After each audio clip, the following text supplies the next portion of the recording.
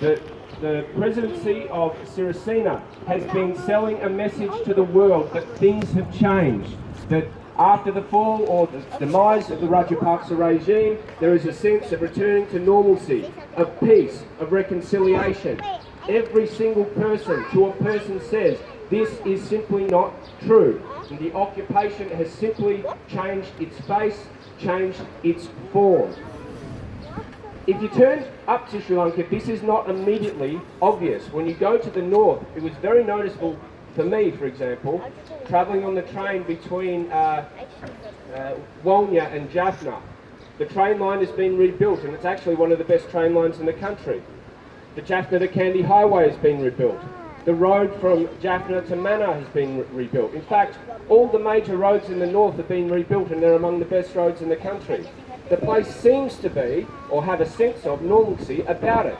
But talking to a man who was from the Tamil Civil Society Forum, who's a doctor in Jaffna, explained to me quite clearly that all the renovations, the major infrastructure projects that have gone on, serve two ends. One is to facilitate the fastest possible movement of troops if there were to be any disturbances, and two, to facilitate the exploitation of Tamil homelands by Sinhalese capitalists from the south who are moving money into the north and pushing out small traders both in Jaffna City but also in the farming areas, plus plantation costs, plantation owners coming in, taking land that is being taken by the military off Tamil people and is now being given back bit by bit for the use of Sinhalese Buddhist settlers moving into the area.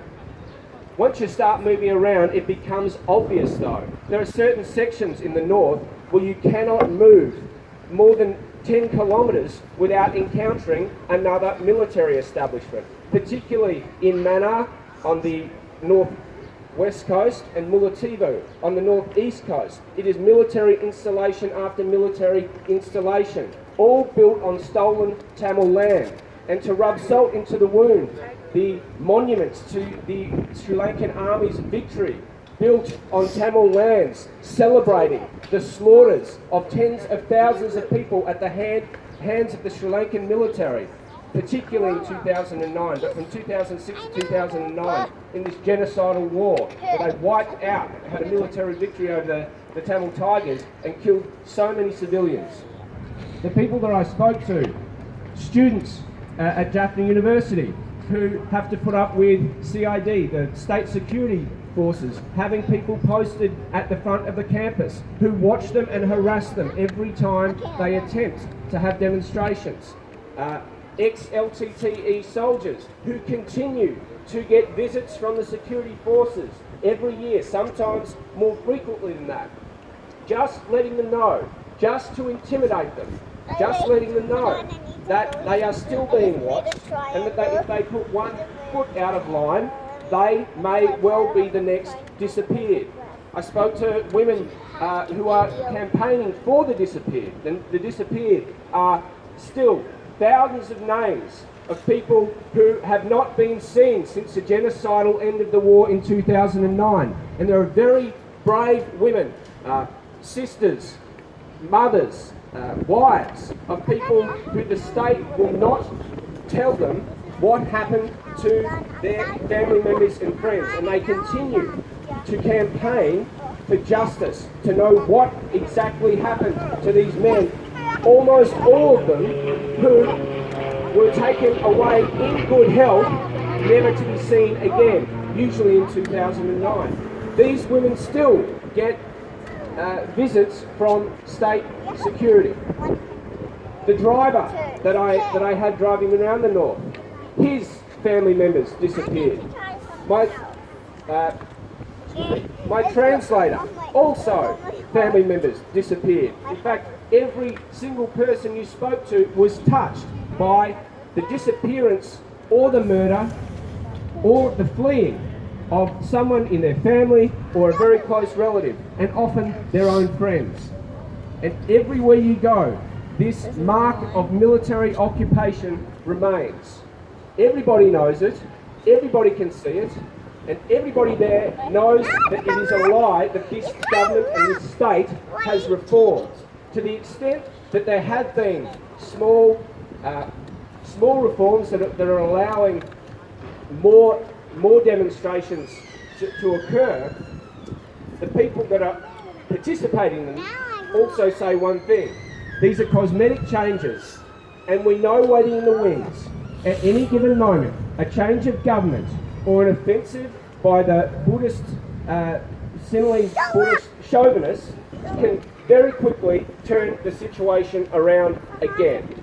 So it's people who are fighting under incredibly difficult circumstances to maintain a semblance of their own culture, nationality and language in the face of what continues to be an onslaught led by the Sri Lankan government.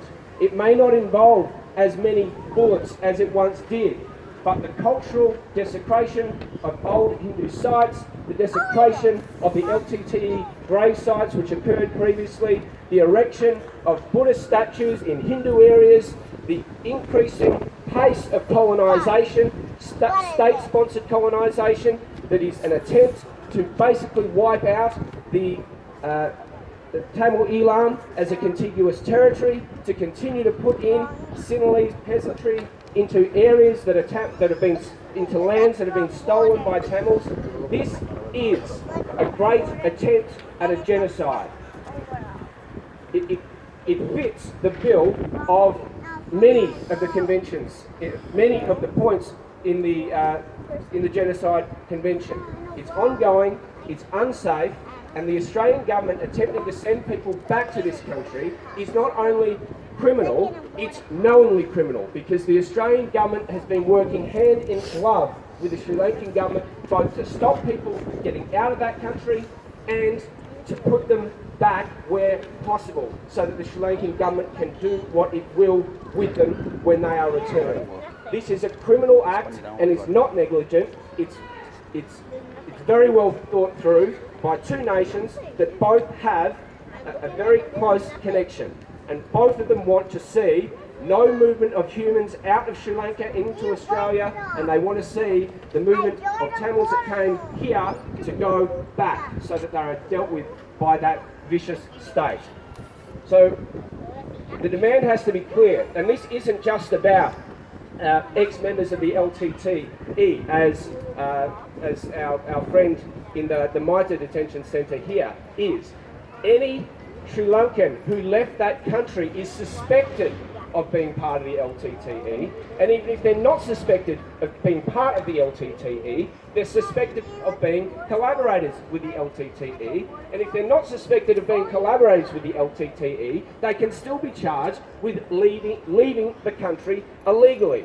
There is no win for any Tamil that is pushed back into that country.